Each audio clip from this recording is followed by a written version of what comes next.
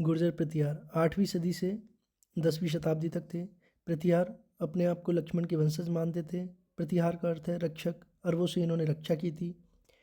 प्रारंभिक शक्ति का केंद्र जो था वो मारवाड़ था। प्रतिहारों की प्रारंभिक शक्ति का केंद्र मारवाड़ था, जिसे गुर्जरात्रा क्षेत्र गुर्जर प्रतिहारों की वजह से बोला जाता था।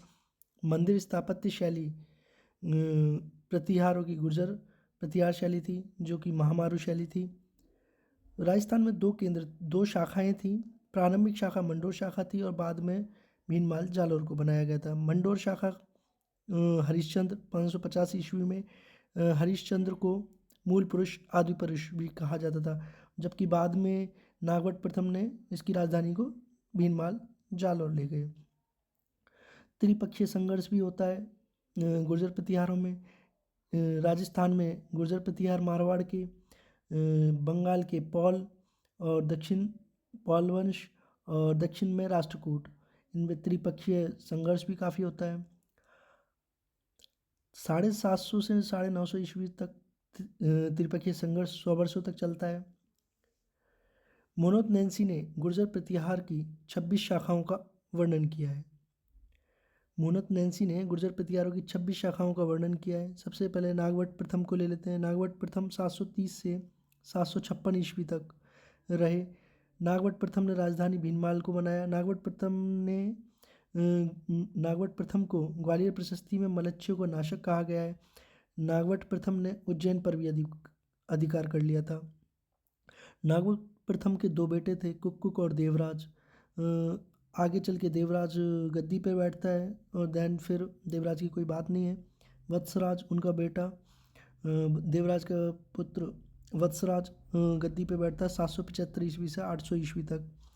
वत्सराज ने सर्वप्रथम त्रिपक्षीय संघर्ष में भाग लिया। वत्सराज की उपाधि है रणहस्तिन। वत्सराज के काल में उद्योतनसूरी ने कुबलयमाला मरु भाषा में लिखी थी। पाल शासक धर्मपाल को पराजित किया था वत्सराज ने, और राष्ट्रकूट ध्रुव धारावर्ष से पराजित हो गया था वत्सराज। पाल शासक धर्मपाल को पराजित किया वत्सराज ने, जबकि राष्ट्रकूट का ध्रुव धारावर्ष से पराजित हो गया वत्सराज। तब फिर नागवट सेकंड राजा बनते हैं। देन नागवट सेकंड ने कन्नौज विजय की, कन्नौज को अपनी राजधानी बनाया। कन्नौज के शासक था धर्मपाल, उसको हराकर नागवट सेकंड को ग्वालियर अभिलेख में कर्ण की उपाधि से नवाजा गया है। और नागवट सेकंड ने पाल शासक धर्मपाल को भी पराजित किया। राष्ट्रकूट शासक गोविंद थर्ड ने नागवट सेकंड को पराजित किया। नागवट सेकंड की उपाधि है परम भट्टारक महाराजधिराज परमेश्वर। नागवट सेकंड ने गंगा में जल समाधि ली थी 833 ईस्वी में। डॉक्टर दशरथ शर्मा ने अपने परिवार का सबसे योग्य और सफल शासक बताया नागवट सेकंड को। मिहिर भोज के शासनकाल में अरब यात्री सुलेमान भारत आता। अरब यात्री सुलेमान इस्लाम का शत्रु बताता है मिहिर भोज को।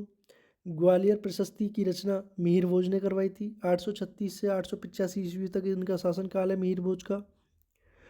अरब यात्री सुलेमान आया, उसने किताब उल सिंध वल हिंद में अमित्र कहा है मिहिर भोज को। मिहिर भोज ने कन्नौज को स्थायी राजधानी बनाया। मिहिर भोज को अरबों का स्वाभाविक शत्रु, अरबों का सबसे बड़ा शत्रु बताया है अरब यात्री सुलेमान ने। मिहिर भोज की उपाधि आदि बराह प्रभास विष्णु।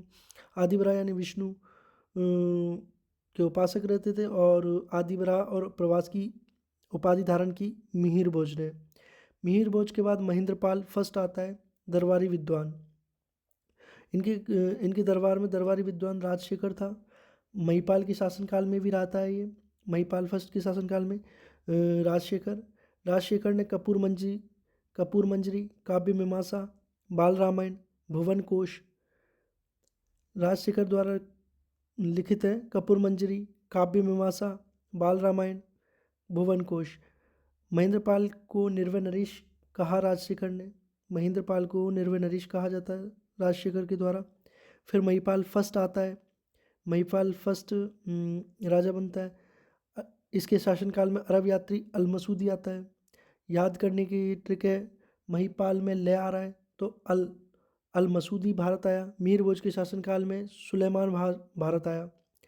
10वीं शताब्दी में महिपाल के में राजा को बोरा कहा जाता था और गुर्जरों को अल गुर्जर कहा जाता था। फिर राज्यपाल बनता है राजा 1018 ईस्वी में। कन्नौज 1018 में कन्नौज पर गजनबी का आक्रमण हुआ। राज्यपाल भाग जाता है। चंदेल राजा गंड व पुत्र विद्याधर ने मार दिया राज्यपाल को। अंतिम राजा गुर्जर प्रतिहार वंश का यशपाल था 1035 ईस्वी में।